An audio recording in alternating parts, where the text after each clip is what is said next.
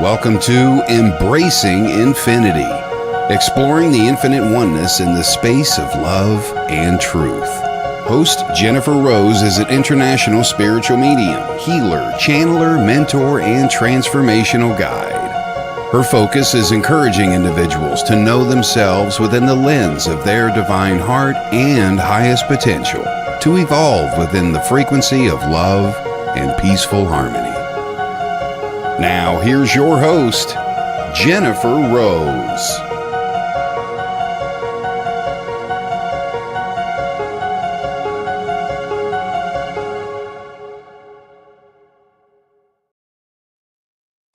Hello, everybody. Welcome to Embracing Infinity. I am Jennifer Rose, and we are on the Sacred Spiral Network. Happy Friday, everybody. I hope you are doing well as we're rolling into a beautiful weekend. It's sunny and mid 70s here in Southern California, so it's a happy day to be able to walk outside and kind of feel the sunshine on me. Uh, so I'm in a very good mood with that as well. So I want to say hi to everybody who's beginning to join us. I see Kim Princess has just arrived. Hi, Kim. Good to see you. I see our friend Jeffrey has just arrived as well. Hello. Good to see you. Thanks for joining us.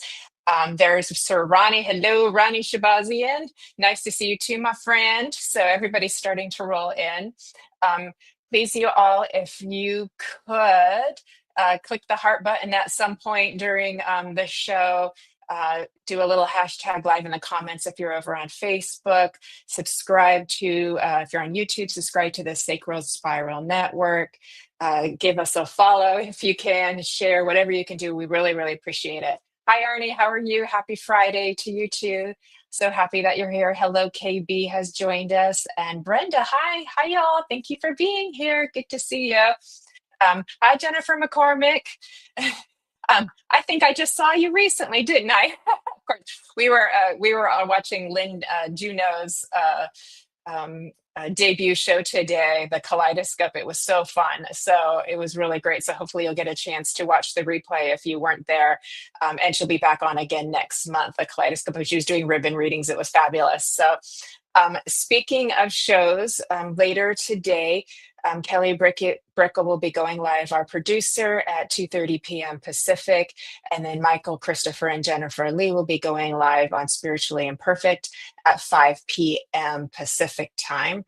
And tomorrow, I will be going live with my dear friend Colin Walker. He's my cosmic friend from the universe. And we will be going live tomorrow with the Monarcha Consciousness Group, talking about acceptance. So very excited and honored to be able to be working with him again. So a fun weekend of lives planned. And if you're around on Sunday, my For the Love of Spirit Sunday spiritual service is on Sunday at 10 a.m. Pacific time, 6 p.m. in the UK. It's a lovely service where you can come and really feel loved and touched by the spirit. Our guest medium is Aidan Brock. He's a really wonderful guy. We're excited to have him doing a service for the first time. We also have healing and music and inspiration. So you're all welcome. And Miss Kelly Brickle and Miss Nancy Muratala and Miss Fran Pierce are all part of Team Angel. So they join us for that as well. So it's we hope to see you. And to sign up for that, all you need to do is go to mediumjenniferrose.com. I'm going to take a little break from all that talking and say hi to Tracy Pepper, who's joined us. Nice to see you, Tracy. And Trisha has joined us as well. So thank you all for being here as we're all started rolling in. I'm doing well, thank you. I'm really happy to be here. And I'm very excited to have our guest, Suri Sawyer, coming on very shortly. We'll be having her on too.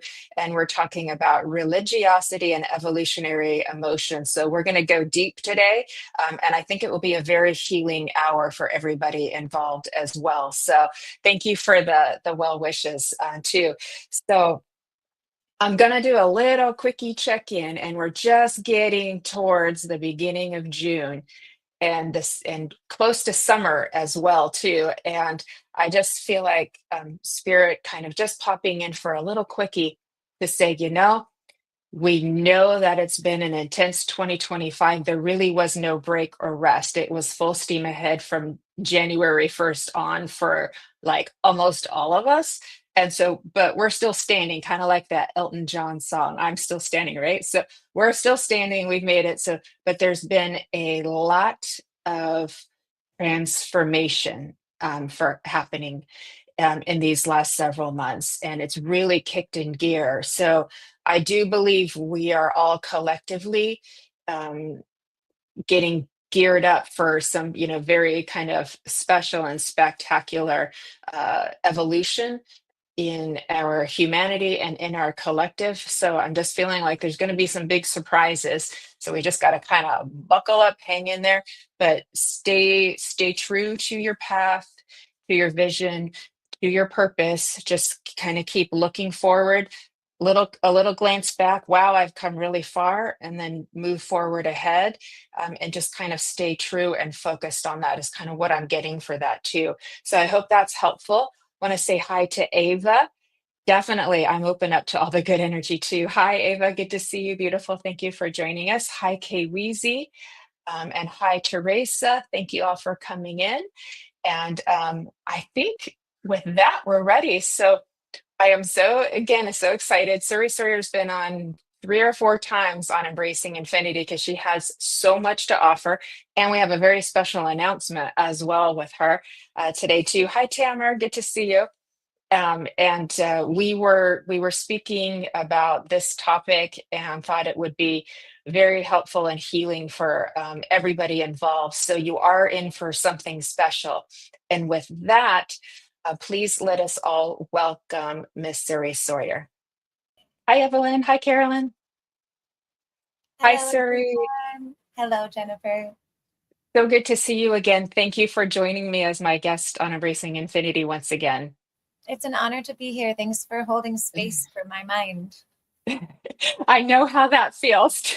It's nice to have a space to be able to share what's going on, and we've been lucky to become good friends over the time spent together too. And so I'm hoping I'll find myself in Costa Rica one of these days too. So speaking of which, hi Michael Christopher, good to see you. How is Costa Rica? What's it like? How's it today? Well, when I was waiting to start the call with you, it was bright and sunny and so hot. I was starting to sweat in my little office. And then as we've been getting the show ready, a full-on thunderstorm has come in. And I wonder if you saw the blue flash. You'll probably see it again. I'm noticing in the video that I'm getting lit up every once in a while by the lightning. So we are in a full-blown loud thunderstorm right now, and it's beautiful. And there's a bird just outside my window here who's been singing this whole time, so you might hear him too. I can't hear the bird, but I hope that I do too. But the blue flashes of light just, are very cosmic anyways. To give you a little bit of that Palladian kind of Yes, vibe going on there. So we like that. We like add that to the too. mystique. Hey Carl and hey Yvonne, how you doing? Good to see you. Thank you, and thank you for the compliment too. So sir, for anybody who might be new, just getting to know you, I'm just going to we'll do a little read on, and this is just a small snippet of the wealth of knowledge and talents that you have, and beauty as well too. So everybody, let me just put my glasses on so I don't squint. Um, our beautiful Suri Sawyer is a gifted psychic healer, Reiki practitioner, and teacher with a focus on ancestral healing and death-wise consciousness. The foundation of her practice is based on the 7 universal laws, motivated by a profound passion to support and individuals to rediscover their inner essence and achieve healing on multiple levels. Yes, yes, yes. Physical, emotional, mental, and spiritual. Suri channels her abilities and knowledge through energy healing sessions, spiritual alchemy, journeys, and immersive sound and sacred plant medicine ceremonies, which is what we spoke about last time in the previous show. We talked about plant medicine. So if anyone wants to watch a replay, just go ahead and visit YouTube Sacred Spiral Network, and you will see 3 or 4 more wonderful hours of Suri and all the things that she has shared with us and taught us. So thank you again, Suri. Thank you. Also, I wanted to say, Evelyn, thank you for loving my mind. We do love your mind. So, so today's topic is a big one, and this goes with your upbringing, and how you got to be you today. Mhm. Yes, So correct. let's start there. Let's start there. So I was born into a Mormon family and a Latter-day Saint family. My grandparents were very strong in it.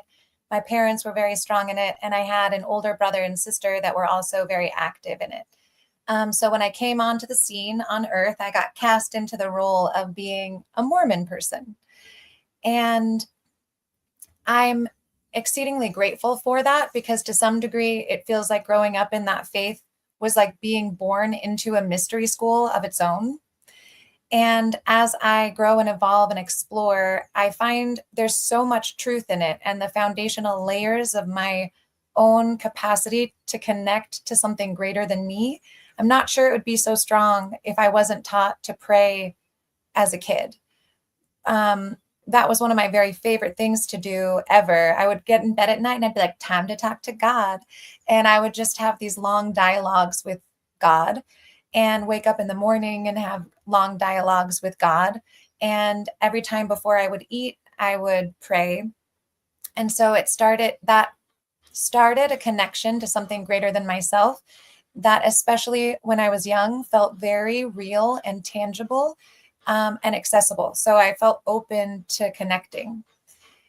And then I started getting older and understanding more of the dogmatic beliefs and approaches. And it shocked me. It shocked me a lot when I was 12, 13, 14 years old. And I had these moments where I would step back and be like, wait a second. Nobody told me that if I belonged to this organization, that meant that I was supposed to believe this. No one told me that being part of this organization meant that I'm Republican, because there's a lot of crossover between religion and political ideas. And of course, you'll find people who are liberal that are LDS, but majority not. And so I just started waking up to what was going on as far as religion. And I became very angry, because what I was seeing wasn't how I knew God. And then I went through a period of time in my late teens and early 20s where I cut myself off, because I felt like if God is that, I don't want to have anything to do with it. So I had a 2-year period where I had no connection and I refused to pray. And it was in that period of time that I felt the most depressed that I've ever felt in my life. Colors weren't as bright. I felt heavy in my body. And that led me into seeking something else. I started meditating, because it felt like a way that I could connect that didn't have anything to do with a God or a dogma. I could just sit and open and connect. And it was that starting to meditate that had me begin to bloom spiritually in my own way. That's a lot. That's a lot. And when was the shift for you? Like, you got to the point of angry, and then you kind of got to the point where you like switched over. But when was the shift of having to kind of like go back and, I guess what I should ask you is, how did it affect you in your awakening process, to where you started to shift and realize that you had, this upbringing, but there was some work to do on transforming some of those old beliefs? Cleaning it out. Yes. Yes. So as I started to separate from the church, I still experienced a lot of pain, grief, shame, and fear that were from indoctrinations from my childhood. So an example would be, in the LDS faith, there's a lot of teachings about what happens when you die, which is one of the evolutionary emotions. Actually, it's that primal fear.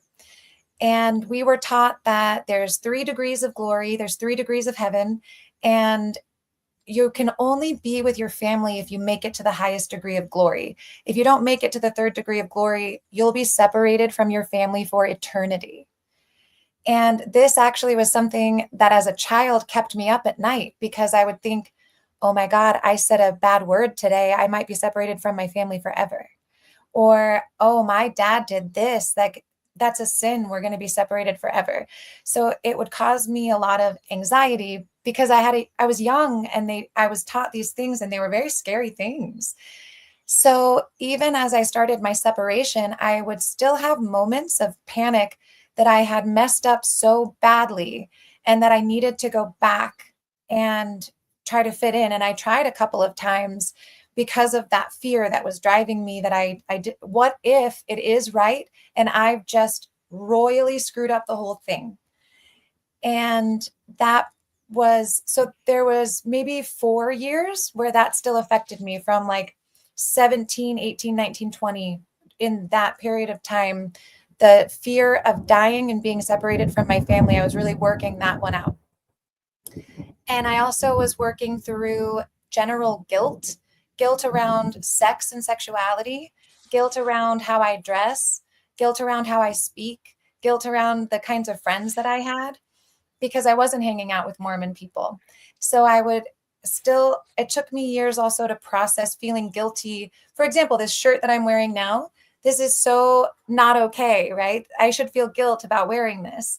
And when I first started dressing the way that I wanted to, I had to climb this mountain of reorganizing my own internal morality to allow myself to dress in a way that felt good to me while not feeling like I was sinning. That's a lot. That's a lot, and I know in the spiritual community we have a lot of people who have kind of fled religion or abandoned religion, might be Catholic or another Christian religion, to anything that maybe told them they were going to go to hell or should feel guilty for all kinds of things. And that's a lot to have to work through. I as a woman, I did not have a very religious upbringing too. I mean, we went to a little bit of Sunday school when I was very young, and then that kind of went away as my parents got busier and things like that. And it's hard enough just being a woman growing up in Western society with certain ideals of how you're supposed to live your life, how you're supposed to conform, and all of that. And that's been a lot for me to work through, let alone having all of this religion, the rules, the fear, the guilt, and all of that on top of it. Like, whoa. Yeah. I Yeah. a huge aspect of working through it too, one of my bigger um, hurdles was working through what made me a good person. Because a lot of the indoctrination, the way, how to be a good person according to a faith practice, it's kind of strict, and this is what makes you a good person, and the things that are outside of this, you're not a good person. And so I had a lot to work through about feeling like I was an okay person because of the choices that I was making. And like I shared before, I had to go through and reorganize my own moral compass about what made me a good human. And also learning to accept, hey, sometimes I'm not a good human, and that's also okay. Sometimes I fall. And even when I fall, I'm still good. Even when you fall, you're still good too. Yeah. And here in America, we have very puritanical roots, and it's still very much filtrated into today. So even if you're not religious, it's like still those roots of what make you a good person are still there, and it's everywhere. And I know we might consider ourselves a more modern society, but there's still a lot of like a transformation to do of like what makes people think they are a good person. Does it have to be the white picket fence and the 2.5 and the this? Do you have to live your life like that? It's very pull yourself up by your bootstraps. If you're not achieving, if you're not doing well, if you need any help, then you're a loser. Like, and then Yeah. we have all of this other, like, the moral things on top of it too. So it's a lot for us humans. But I imagine on a soul level, we wanted to have some obstacles to kind of work through, but I think the time is right to do that now. So how about we talk about the evolutionary emotions and how you've worked through it and how we can help people too, because I do see in the comments, people are relating, like Kim Princess is totally relating to what you speak of, because of her Catholic faith, and it's taken her a while to realize she's a good person too. Mhm. And yeah, so I think a lot of people can relate to this as well. And so even if, for everybody who's watching and listening here, even if like the religious aspect doesn't fit for you, you're going to really want to listen to this, because Suri is going to take us on a little journey of how we can learn to love ourselves more. So let's Yeah, start with the emotions, my dear I'm friend. I'm really excited to share this knowledge and information because it has really supported me to use my emotional navigating system more appropriately and more correctly. And I have learned how to stop using my emotional responses as a way of like self-punishing or creating more bars of the cage, which a lot of times religion exploits our human emotions to create bondage. And I also wanted to say, Kim, I'm so glad that you're watching, and I would love to know how the evolutionary emotion aspect resonates with you. And thank you, Jennifer McCormick. Yeah. Okay. So let's start with fear. So one of the ways that fear is exploited a lot by most structures, societal structures, religious structures, but today we're going to talk about religious impact. One of the ways that fear is exploited in the human being is a lot of talk about what happens when you die. And an interesting thing to ponder is that if you can control the narrative about what happens when people die, you can almost certainly control all of their behavior. Because if you say, okay, if you're a good person, you're going to go to heaven, and these are the rules that make you a good person. If you're not a good person, you're going to go to hell, and these are the qualities that make you a bad person. And if I believe that I, for example, can't drink coffee because that would be a sin and I might go to hell, then I'll never drink coffee. So my behavior is being controlled through the exploitation of the value of the root chakra, which is life, death, survival. And so this exploitation and the fear of going somewhere bad when you die, and that narrative, it's basically just huge mind control and behavior control. Yeah, so that's the, because the root chakra is our connection to, our tribe, to like everything. And when that, I see a lot of this in the spiritual community. It's like the not being able to like stay in our body, and we're very good up here, but the down here is needs some work too, of getting more stable and getting more empowered. And so a lot of people have Kundalini awakenings and all that kind of starts to come alive again too. But Mm. we definitely like, that's like where we start too. So it's like, how do we feel safe if we have all of this background programming of fear? Yeah. And then we can even become hyper vigilant about trying to do the right things so that we can Yeah. eventually attain this thing that we've been told about. I truly believe anyone who tells you that they know what happens when you die, run. No one really knows. We can catch glimpses and ideas, and they might overlap, but that, to me, the moment that is like someone's trying to share a concept of what happens after we die, I'm like, I gotta go. I'm not willing to give the power of my root chakra away in that way.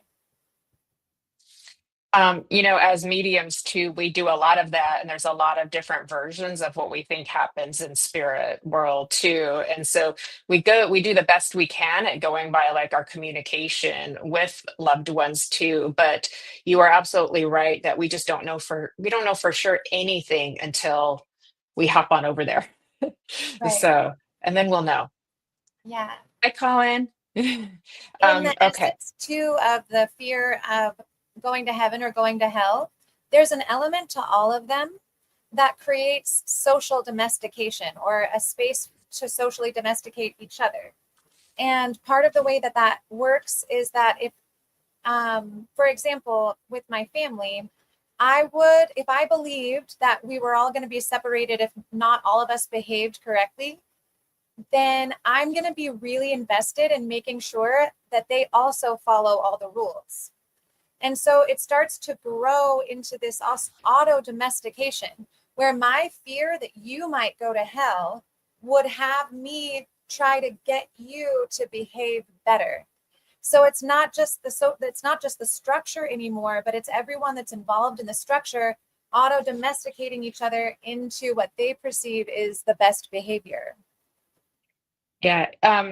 If we are, because I just want to like pick your brain a little bit with this too. If we are like, say, talking about the afterlife, but it's within a positive framework that doesn't involve, how you behave, then would you consider that to be a more positive and open um, avenue of or approach rather? Yes, I do. I perceive that it's natural for us as humans to really wonder and about what happens in the afterlife, about what happens when we die. And I do perceive that each of us intuitively have an understanding about what happens on the other side. I perceive for myself, I really feel the other side. I really feel the ancestors. I really feel that it is real and it exists. And when you and I are talking and we share that commonality, it makes it easier, right? Because we're like, yes, we both are in an understanding that there is something. I think it's in the convincing, trying to convince someone that this is the way that it is. I think that's where it kind of starts to cross a boundary. I think there needs to be a genuine respect for how another person perceives it. And I Yeah, think absolutely. I in the absolutely work agree with you. you do that really well. Yeah, it's like it's helpful to word it in just like as I've experienced, like this is my experience, this is what I've been shown, and then but also to try to be respectful of other people's perspectives and opinions on the matter too. And I know, and I don't want to get too off topic with this because we got to get to the next emotion with you too, but it's like I have never in my experience seen spirit world judge anything that would, make us not go there, not find our way there. So as far as like I have been taught, so this is my perspective is like um everyone is forgiven and everyone makes it there. And, and then there's a cosmic mystery to see how that unfolds for each person, so but it's like you said, it's those little glimpses from person to person, and but at least that's open and everybody can kind of like be open and feel their nervous systems relax a little bit too when they're not being told that there's something to be scared of or worry about Yeah. too. So, okay, but back on. So we started out with fear. So what would be the next evolutionary emotion that would correspond to like the religious upbringing and how we're going to be clearing that away and Yes. becoming more empowered? So I want to conclude on fear. We all know this, that fear has survived as an emotion because it keeps us alive. So that's the reason humans still have it. If it didn't have a function, it would have fallen off the human experience a while ago. So it's a function, it's useful. If the fear button's getting touched too much, it's not working properly anymore, because it really only should get touched if you are about to die, right? And one of the things our society does and structures does is gets that button getting pushed all the time because you're afraid about bills, you're afraid about this, you're afraid about this. So it's malfunctioning because it like society's trigger happy on that button.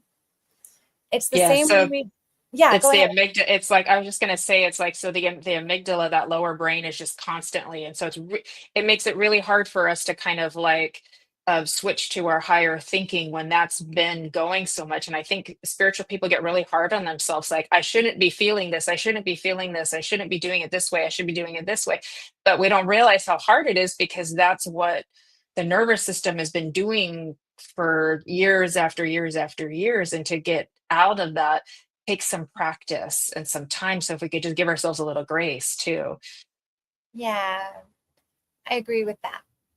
So we're going to go into guilt now. And from my perspective, the function of guilt, when it's working properly, it should come up when you have spoken or acted out of alignment with your moral compass inside. So if I perceive that it is, my morality says, speak to everyone kindly, and I have a day, I'm having a bad day, and I yell at someone, I will feel guilt, my guilt response, which is good, because then I get to be like, oh, okay, that was out of alignment with my character and my moral compass. So now I get to reassess, I get to apologize, and I get to work on not doing that any longer. But what happens when we've been taught a lot of reasons to feel guilty from a societal structure or a religious structure? Then it's that same thing where the guilt button is getting touched all. Oh, you're frozen. Okay, hold on, Suri. I'm not sure if you're frozen or if I'm frozen on your end. Okay, I'm just going to wait a minute for you to come back. Okay, so Michael's in. Totally get that too. Yes. Hi, Michael. How are you? Okay. And okay, Depriya, you're looking for a job switch. Depriya, we're not doing readings on this hour, but I'm wishing you the best of love and sending you lots of love and good vibes for that too. But we definitely have a beautiful discussion in progress right now that I hope that you will stay tuned into to listen to, because there's a lot of beauty coming here that will be beneficial for you too. Okay, we lost Suri. We will wait for her to hop back on. So with that, let me get caught up with everybody who's here too. Okay. Okay, thanks, Colin. I appreciate it. So yeah, we were talking about spiritualism versus spirituality too, and spiritualism versus the other religions too. And I know a lot of us mediums are in spiritualism or connected to spiritualism too, and it's definitely not as, like, I wouldn't say guilt based as like some of the other religions that are more widespread. But I still feel maybe there's still some room for more coming together and more evolution there as well too. I think that there's progress in every area to be made too. So why not just keep evolving too? But we're all on this road and this journey together. So with that, while we're waiting for Suri to come on, I'm going to, let me see what we're doing. So let's check in. Okay, nothing from Kelly there. Okay, so does anybody have any questions that you want to ask? Because I'm just going to kind of take over. There she is. Yay, she made it back. I was trying to fill in some space while we were waiting for you. We're in a thunderstorm. Welcome to We made it. Excellent. Okay, beautiful. So we were just talking a little bit about spiritualism too, because that came up in the comments too. And that's what a lot of us mediums are connected to spiritualisms, or we call ourselves spiritualists. And it's definitely a little bit more open-minded framework too. And I was just saying, I thought from my perspective, there was still some room for more evolution to come in place too. But that was just, my opinion as I was waiting for you to get reconnected. I'm glad I made it back. I was nervous for a moment. I know, me too. I was like, uh-oh, you're frozen. Okay, so I'm not sure where I lost you, but we were talking about guilt. And this is a biggie. Like, guilt is a biggie. And I think these emotions can be really hidden in the background, and we don't even always know that they're there, but they're driving our behaviors without us even realizing it too. So go ahead. Absolutely. Well, I think from myself and what I noticed a lot, I think men and women feel guilt. But what I notice in the religious experience, the guilt that women feel is so intense, and it has a lot to do with not giving enough. There, at least for me in the religious experience, we were taught to give it all away. And even as kids, we learned this primary song that goes, "Give, said the little stream, give, oh, give, give, oh, give." From the time we were little, we were singing songs about give, which is such a good principle, but no one ever said receive. And so when I'm not giving enough, even today, many years after leaving, I still feel guilty that I haven't given enough or done enough. And it took me a long time, and I'm still working on being able to appropriately receive from other people, because somewhere along the line, I got taught it's good to give, but don't take. Yeah. No, that's a biggie. And that's very big in the spiritual community as well, with both women and men too, because we were all taught that as well. It's like, be of service, be selfless. That's what's good. That's what makes you a good person. That's what's going to elevate you and help you, transcend and become enlightened too. And but that can be exhausting, and to the point where then we have no boundaries either. So like, that's a huge one. And then as women too, it's like the expectation to just be sweet all the time. And so it's like, we're a lot of us women in the spiritual community are really trying to like step into our power, but we're not used to that, like, and then it's like the guilt over, what does that mean if we actually stand up for ourselves, or we actually speak for a need to. And Ram Dass, I've been talking about him a lot, but he had a stroke, and he said before the stroke I would have written a book, How Can I Help You? After the stroke, I would change the title to How Can You Help Me? Because in our society, dependency is a no-no, but the stroke taught me dependency. See, and I want to cry, because everybody says that's bad. Yeah. Yeah. And effectively, when we're not able to be receptive, we're cutting off the stream of reciprocity. Right. And yeah, so that's like my new moral code is actually, when I become receptive and I receive from others, I'm just allowing them an opportunity to give. Isn't that great?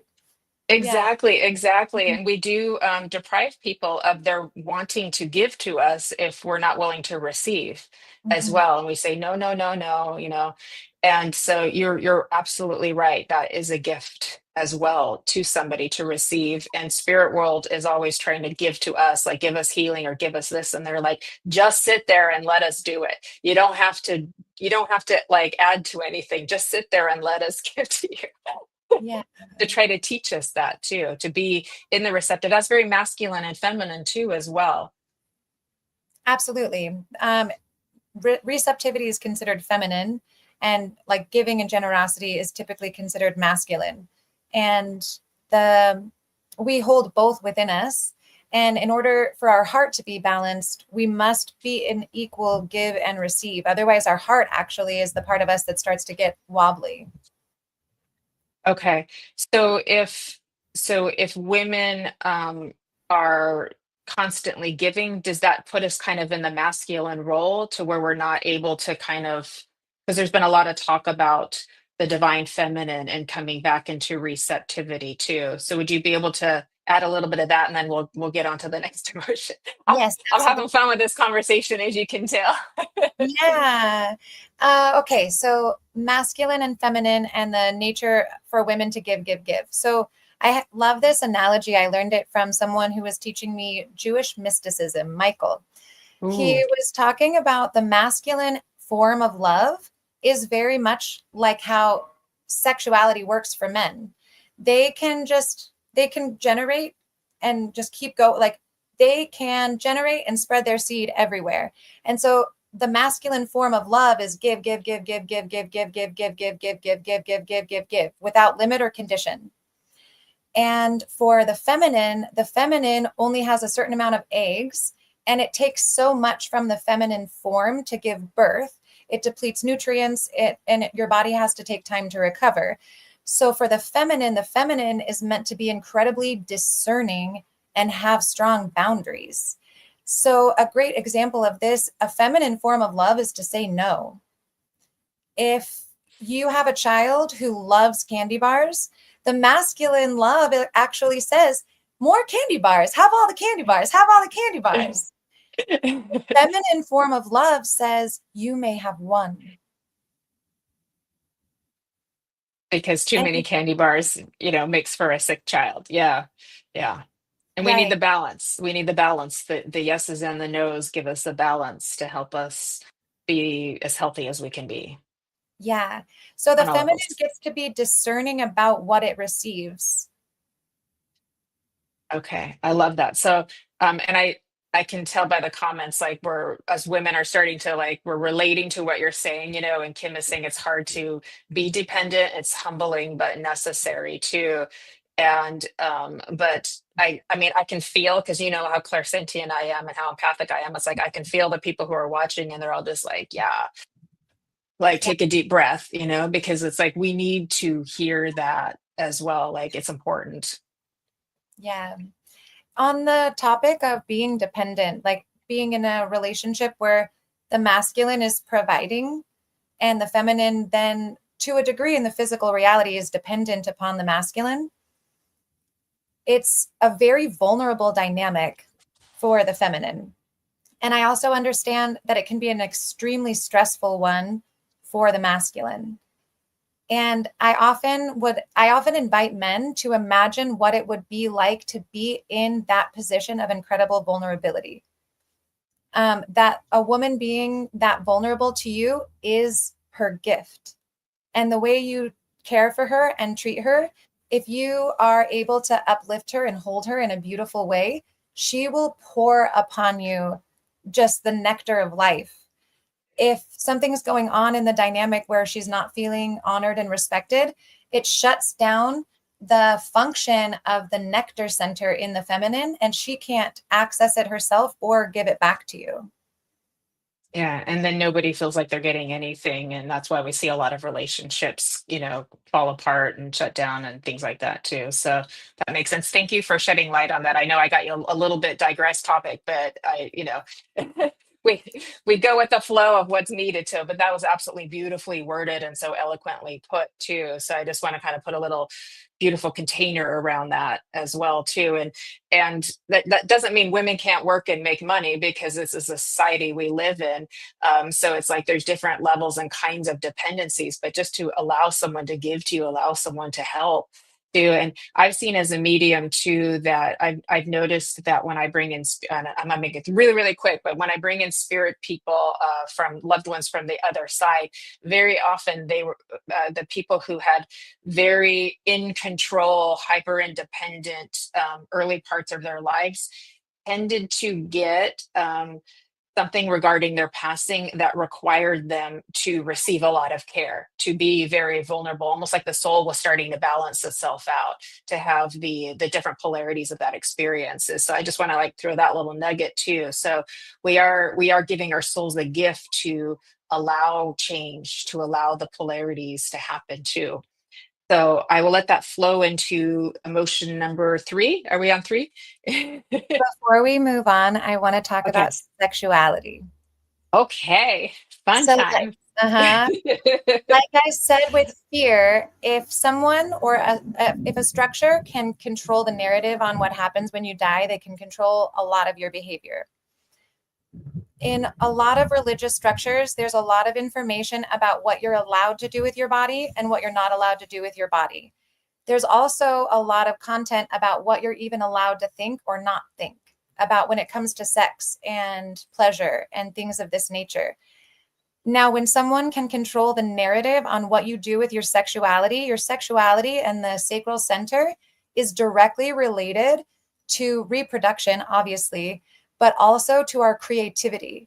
So when we get, unfortunately, controlled mentally about our sexuality and what we do with it, we're giving over creative control to those structures. So we don't have as much power over what we create, what kind of music we create, what kind of art we could create. And just in general, believing that it's not okay for you to have pleasure, which is the side effect of a lot of the abstinence teachings, right? So a lot of LDS people get taught abstinence and not even to think about sex, not to associate with it at all. Then they get married and they still can't do it. Even though it's allowed now, but the indoctrination is so deep that if you orgasm, what comes right after the orgasm is just tremendous guilt. And so it's a lack of ownership over your own body and your ability to have pleasure. And I think that having me moving through that particular aspect of religiosity took me probably 10 years. The first 5 years I ever had orgasms, I was always followed by tremendous guilt for days. And I had to really work through that. And I went and studied Tantra and went and got therapy because I knew that that wasn't okay for me. Yeah, thank God you found your way through that too, because I mean, that's just such a, basic part of like being human is to be able to, enjoy the pleasures of being human and to enjoy intimacy with a partner or with yourself, And so I'm so happy that you were able to, kind of transcend that. So it's like we we got to say thank God.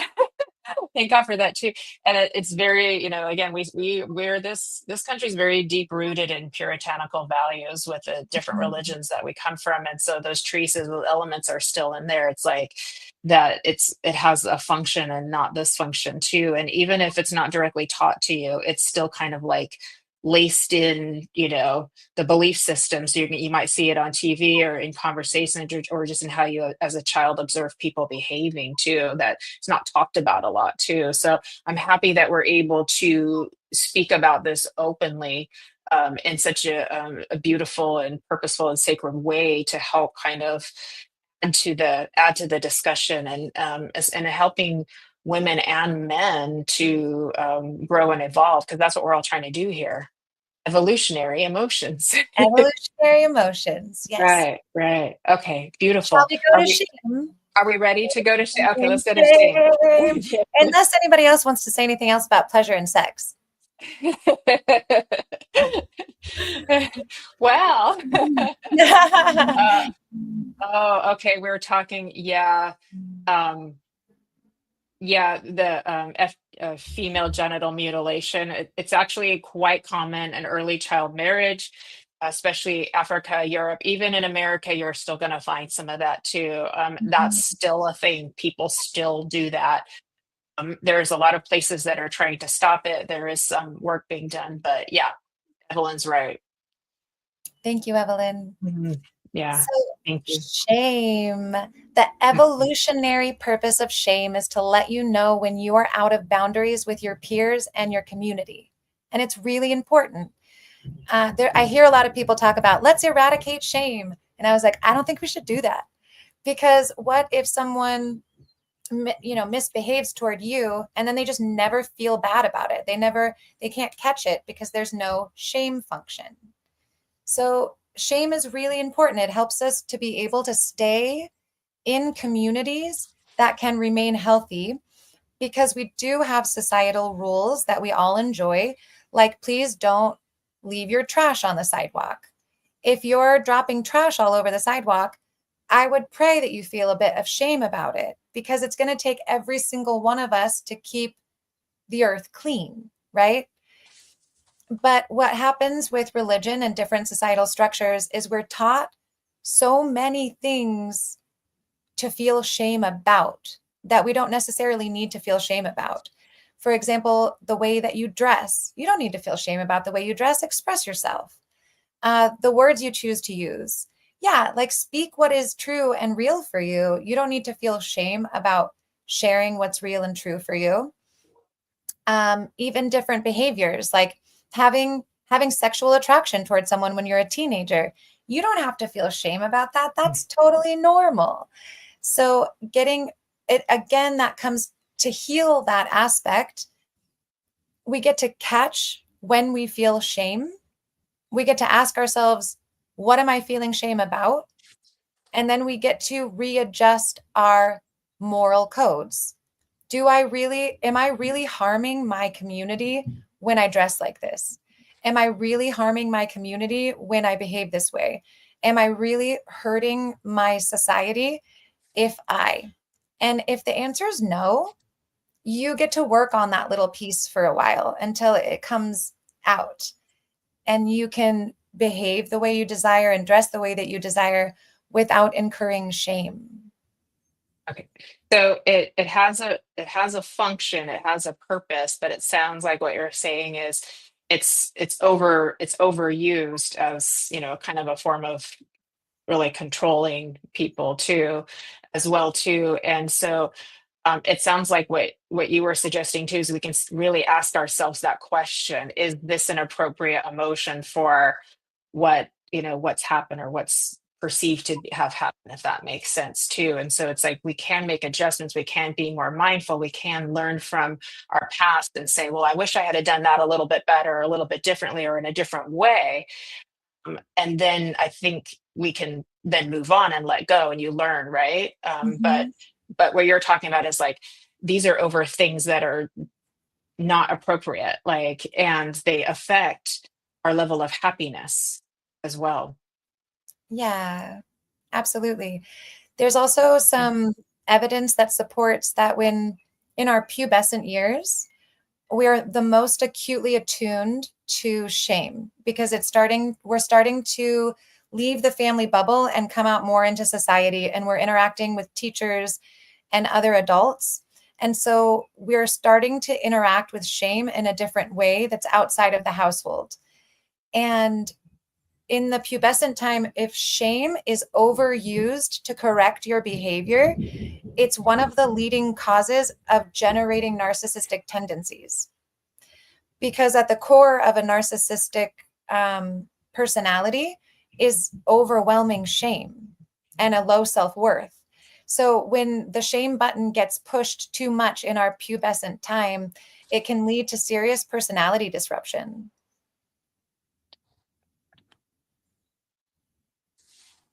That makes sense. It makes sense. And it's concerning too. I think it's getting better, but like that's concerning. Thank you for explaining that. That word gets thrown around a lot. It's in memes on Facebook all of the time too, and all kinds of reels and things like that. But I feel like you kind of defined that in a way that's very easy for people to understand. And then we can have some empathy too for people, you know what I mean? Have more empathy and compassion and understanding. Understanding is important. And I think that's why I'm really happy that we're having this discussion, Suri, because it helps everybody to have more understanding for their experiences, and then to have more empathy and compassion for each other as well too. Because when we understand, then our mind can relax a little bit, and then we can move forward. Absolutely. Yeah. All right. Are we ready to move on to Melinda? Hi, Fran. Hello, Are we ready Melinda. to move on to the next? And if anybody has any questions or wants to add to what we're speaking about, if you're just tuning in late, we're talking about religiosity and evolutionary emotions. So Suri grew up Mormon, and so she's talking about how she transcended some of those beliefs that affected her life and become to be the goddess of a woman that she is today too. So we've discussed fear with connecting with our root chakra, and guilt with our sacral chakra, and then we moved into shame. That's the solar plexus. Do I have that correct? And how we're kind of like moving up. Okay, so I think we're ready to like move into the next one, number 4. Yeah. So All right, my favorite. one of the emotions that can get exploited from the heart is grief. And grief is present. We talked about this last time I was on the show. I would adventure to say that grief is really present in every moment to a degree. It's varying degrees. But if we're really, really seriously enjoying a moment, we know it's going to end at some point. So there's a little tinge of grief in anything because everything is temporary. But the way that I see grief getting exploited, especially in Christian circles, is the story of Christ on the cross, dying for our sins. And so that plays on the heart. This person that you're taught to love and loves you so much did this really scary big thing and died for you. So that pulls on the grief strings. And this also fits in with the guilt. There's something really similar about guilt and grief. They kind of swim together. So if you feel guilty about not being able to give enough, almost always you will be also feeling grief at your limitation. Yeah, I understand that too. And grief would have appropriate times, right? Like if we've lost a loved one, or if there's been a big change. I always experience grief when I'm going through transformation and things are changing from what they once were too. And it's like, and I've learned to just become kind of one with it and lean into it too. And that does help me to move past it a little bit faster too. But it sounds like what you're talking about is like is systems or ideas that cause the grief button to be constantly pushed too. And Yeah, so it sounds like things get really kind of imbalanced too. absolutely. I perceive grief to be the symptom of love having nowhere to go anymore. So Yeah. when we have loved someone a lot and for a long time and spent time with them and they've been a big part of our lives and they pass away, you have this resource of love that just can't go anywhere anymore. And so it's a really important function because typically when we're grieving, we have a moment in time to reassess our priorities. And it's a really important time of reassessing priorities. What is actually important to me? How do I want to spend my time? Who do I want to spend my time with? Because it's a constant reminder that everything is impermanent. Yeah, very true. Yeah, Mhm. very true. Thank you. Thank you.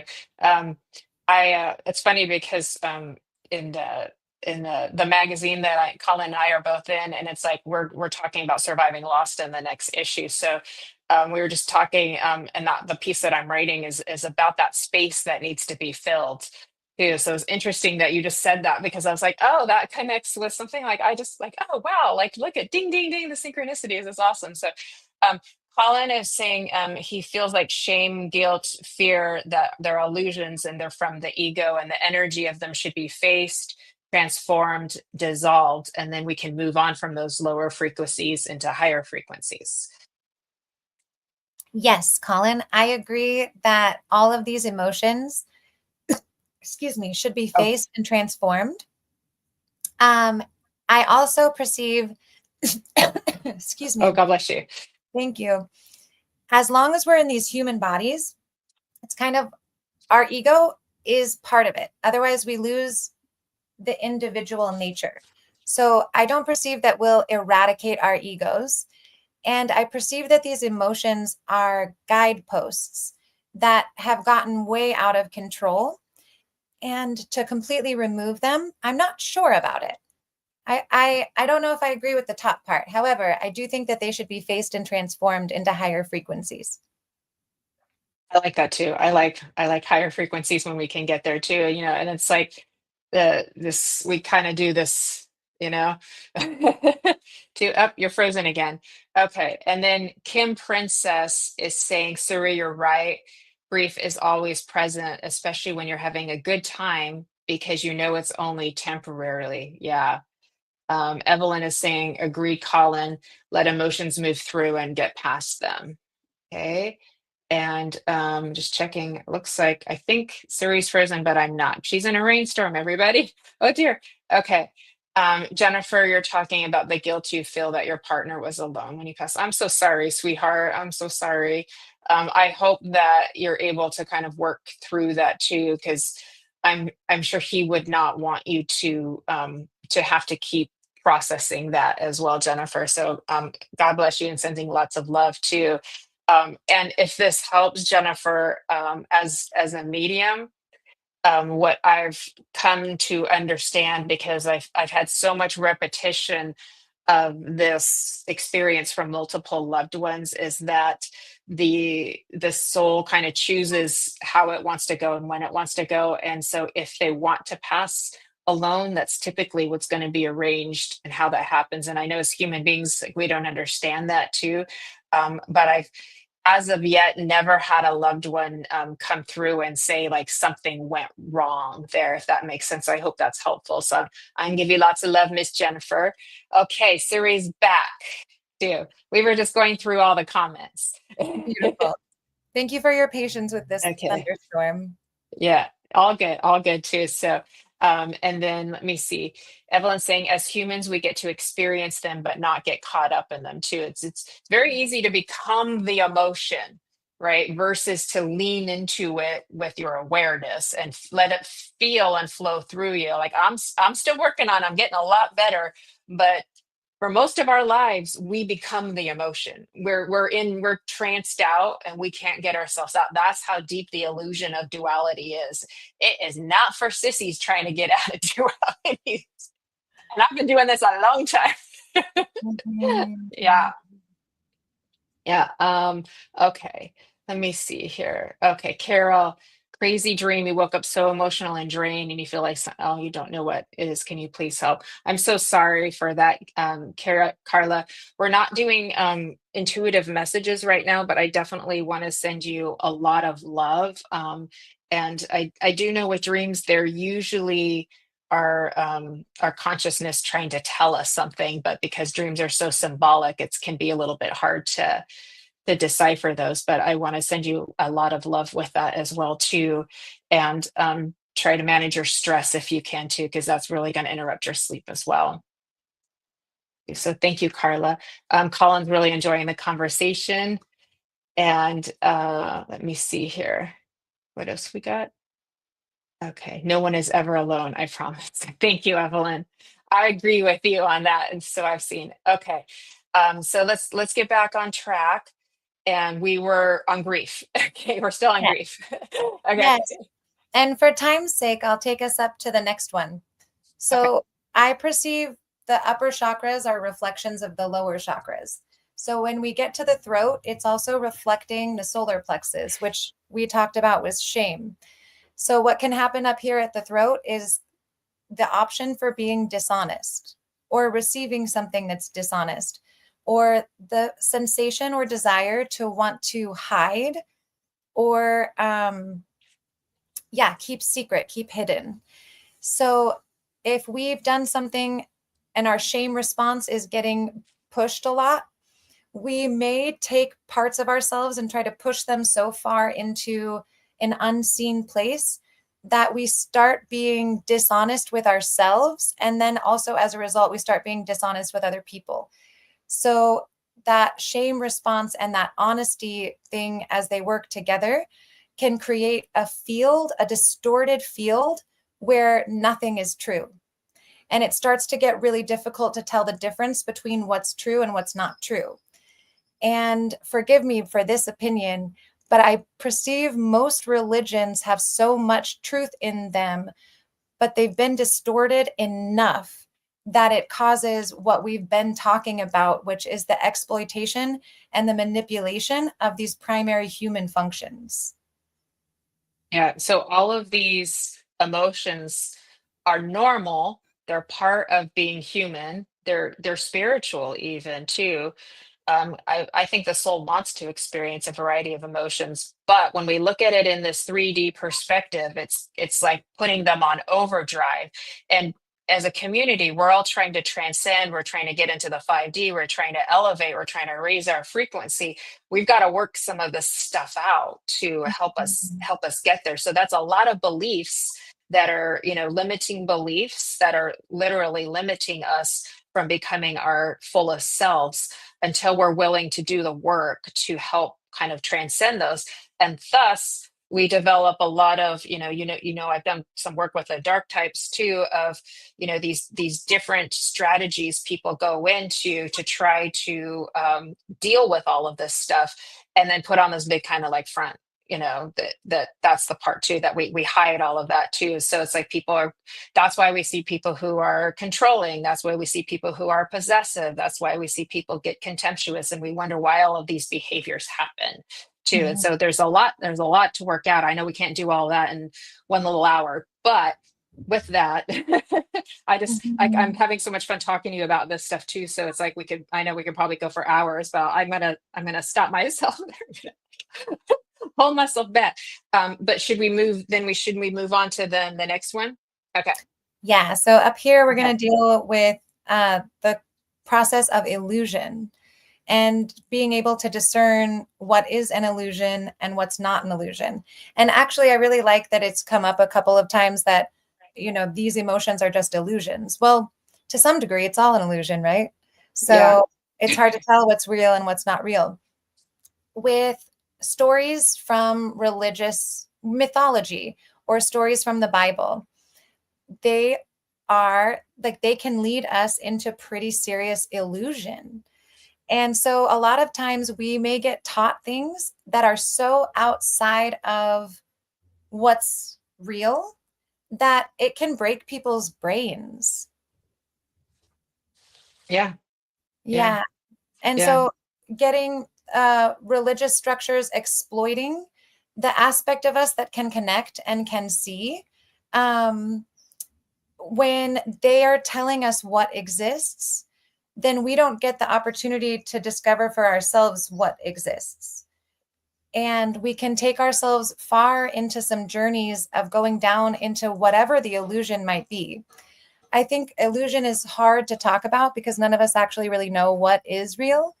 And is the person who's a lawyer in the office who doesn't believe in God at all, is he an illusion?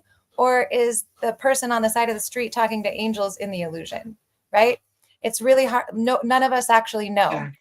But we can have our illusionary and dreaming mind exploited by society, by movies, by TVs, and by religion. I know we could probably talk for 2 more hours just on that too, and it's like, but I mean, these are all the stories that we tell ourselves, and it's like we're really great storytellers for sure too, and it's like, at the core of us is this just beautiful pure heartedness, this beautiful, it's like we're trying to be authentic here. We're all trying to be authentic and then still enjoy having a personality. Like we've talked about in a previous show, it's like we've got a personality, and it's like enjoy having it and play with it, right, too. But your authentic self is driving that because we know who we are, and we're back to that state of like open-hearted, vulnerability too, where we can see the love in everything, that like that little core of everything is the love too, and that transcends beyond the stories. And it's like I'm always so happy when I can make sure I find myself, I'm like get myself back into that. If my mind is wanting to tell a story, I go back to the love. Right. Yeah. So thank you Did we cover all of the emotions? One more. Okay. And this one has to do with the crown chakra and connecting to something greater than you, or being disconnected to from something greater than you. And this one has to do with all of the emotions as well, because if you get taught that you have to be a good person in order to go to heaven, you're also being taught that you have to follow these rules if you want to be connected to God. And if you're not behaving accordingly, then you're going to be disconnected. And just believing that alone would make you feel that, right? Even though it's not even possible to get disconnected, if I believe that being like yelling at someone, I'm just using this as like, if I believe that yelling at someone is so bad that after I've done it, I'm cut off from source. And also with religion, they exploit it because they make themselves the point of contact to God. You have to go through us to connect. And the prophet is the most connected. So you want to connect to the prophet. Or the bishop is the most connected. So you need to connect through the bishop, or these different structures that take away your own individual power to understand, know, and feel you're connected all the time. It's a guarantee. And it's only your belief that makes you feel like there's moments of disconnection over connection. And the way that religion gives us these rules, implants beliefs within us that according to certain behavior, we can feel connected, and according to other behavior, we feel disconnected. And the amount of shame and guilt that can be produced by these structures of behavior control can cause even someone who's showing up in the world in a really beautiful way to still be feeling so much shame or guilt that they don't feel worthy of connection. Yeah. Yeah. And these beliefs get really like deep down, so it's like that's where we got to go do like the deep dive into the mind and the heart. This is why, so many people are having spiritual awakenings and they're having dark nights of the souls, because all that stuff's getting cleared out, but making people feel like they're going mad if they don't understand what's happening to them too. But all that stuff has to kind of get cleared out or purified or whatever. I'm careful with those words, but but I understand them too, because it's like getting us back into our like authentic self, but with a personality that we can play with. Yes. Right? Play with your personality. Exactly. So it's like, again, so then because I feel like that's when we're like, mindful avatars. Like we know we're in the illusion, but we're playing with it and we're doing the best we can with it. We're making this life as us the best that we can live. Hey, Nancy, good to see you. I'm so happy you made it too. So it's like, what I know we've been going for a long time, but can you give us some suggestions of like how we can work to transcend some of these really deeply ingrained emotions that are like on overdrive, that have been hitting the button for so long that they're impacting how we feel about ourselves, how we live our life, keeping us caught in loops and patterns and all of these things like that? Mm-hmm. One of the first things that I would recommend is to do your best to bypass the ego in content, like by moving. There's a shame, guilt, and fear can be processed by moving and breathing. So this would be dancing, this would be singing, this would be rolling around on the floor, this would be taking a walk or going on a run. And you can even do it with the express purpose of, I'm going to dance out that guilt. I don't need to understand why it's there. I don't need to contemplate it. I don't need to journal about it. I'm just going to let my body let it out. And that's through somatic movement. So your body will tell you exactly how it wants to move to release the frequency. Mm-hmm. So I would say that's a huge help. The second thing is, if you are feeling a lot of fear, guilt, or shame, when it comes up, you get to pick it up and be like, oh, hi, little guilt. I see you. Do you want to tell me what you're here about? Rather than trying to push it away, bring it up toward the heart, hold it. As you begin to discover what it is that you're feeling guilt or shame about, you get to ask yourself if this is a moral principle that you want to keep in your structure, or if you can let this one go because, oh, I don't have to feel guilt about this, but I notice my system and my beliefs, they've been running telling me that I should feel guilty about this. Isn't that funny? And it will take a few practices of this exercise, because you'll catch it the first time and identify, oh, I'm feeling guilty because I didn't show up to this thing that I said I was going to show up to. Then you get to ask yourself, is it really against my moral value to say I'm going to do something and then not do it? Yes, it is actually. So the guilt response is doing what it's supposed to do. In another situation, do I really need to feel guilty about not giving more? Actually, I don't. So this is a place in my moral compass that I need to work on adjusting so that I can stop having that guilt response pushed. Right. Okay. So it takes a little bit of practice, but the rewards are well worth it too. So that's what I do for myself too, is I do my Terminator workout. I got my and I do the dancing, and those things really help. And it's what you say, like your body will literally lead you to how to move, to kind of like move all that energy too. Um and the other thing is like if I have an emotion, I hold it like you say, like I hold it like it's like a daughter of mine, like it's my inner child too. And I because I'm responsible for her. Nobody else really is. And we hope that we're mindful of each other's feelings, right? But if I have a thought that's like coming up that's like a little bit limiting, that's not true for me anymore. I'm like, no, we're not doing that anymore. I say, no, we're not doing that anymore, with kindness. But that's kind of like how I practice that as well too. What I've noticed, Suri, though, is that when we decide that the structures aren't appropriate for us anymore, there can still be some grief as they begin to dissolve because they kind of take a life of their own. So you feel a little bit like you're dying for a short period of time before you get the burst of energy that comes from it, Absolutely. the shine. Yeah. It tends not to matter what structure of the ego is going away. It generally comes with grief and discomfort, even if we're letting go Mm, of something that's been heavy, because it is a part of us and it has been a part of us. And to say goodbye to it, even if it's a malfunctioning program, it is a moment of grief. Yeah. yeah. It feels like you're dying, but you're not. And so it's like, I would say like, but the shine is coming. You're going to get the shine. Don't worry. It's good Yeah. because what's interesting, Suri, is there's a lot of energy that goes into those belief structures, right? And they aren't you, they're not real, but they're part of your system, if I've got this correct. And so when the structure can't, there's not enough energy to go into that structure, and it finally kind of like poof, it's gone like magic. I'm gonna grab my little magic wand here. Bye bye, bye bye, limiting belief structure. Then you get the energy back that you can use for, like you were talking about, creating, like changing your life, having the abundance. Because everybody here, we're trying to have abundance, we're trying to manifest, and it's kind of hard to do when we got that stuff fighting against it. Absolutely. Because Yeah, like, what was that guy's name?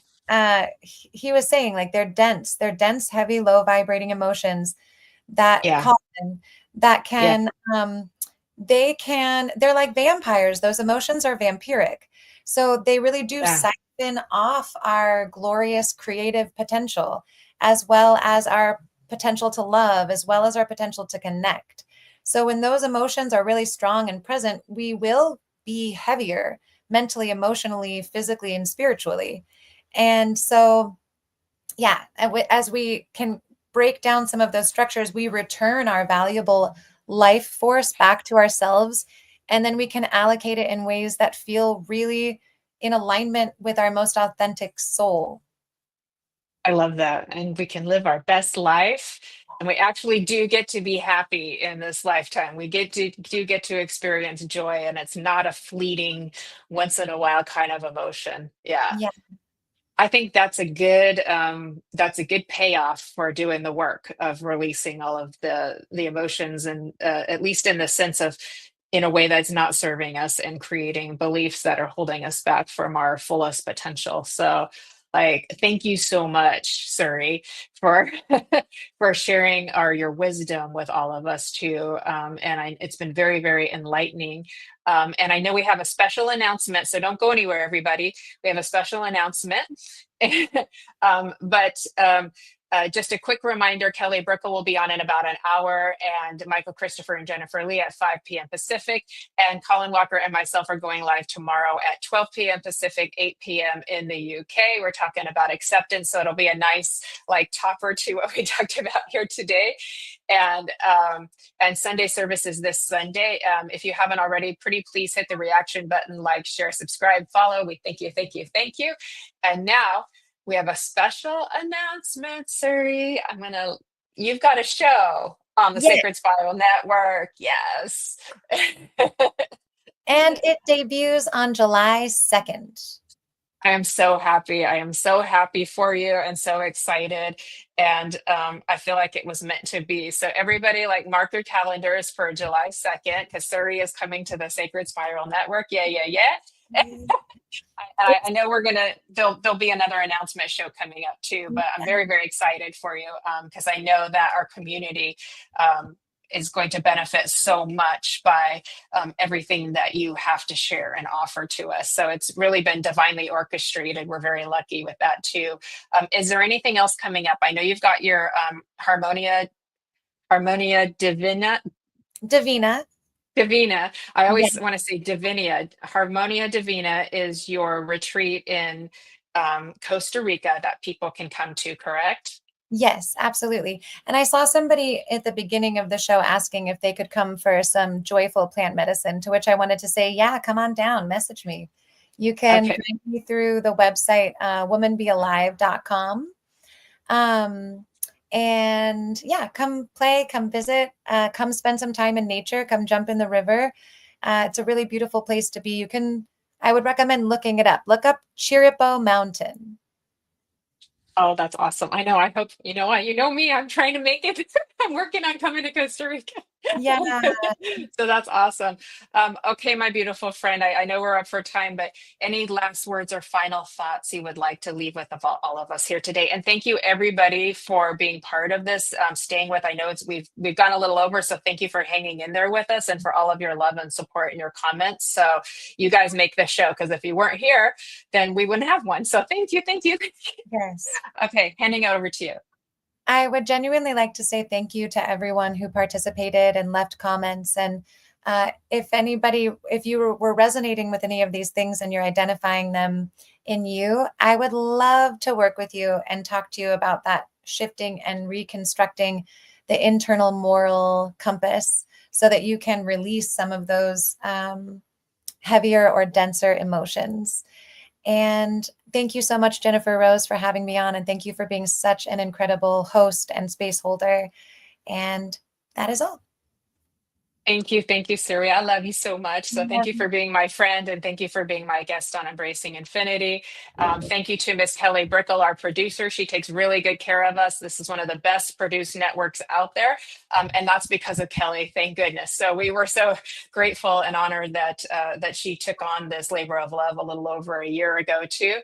Please, everybody, live well, love you well, and remember those steps. Walk them with grace. We will see you next Friday on the Sacred Spiral Network. Stay tuned for more shows today and tomorrow with myself and Colin. Hope to see you at Sunday service. And with that, have a beautiful Friday, a beautiful weekend. Lots of love and hugs to everybody. Thank you. Bye. Thank you, Suri. Thank you, Jennifer.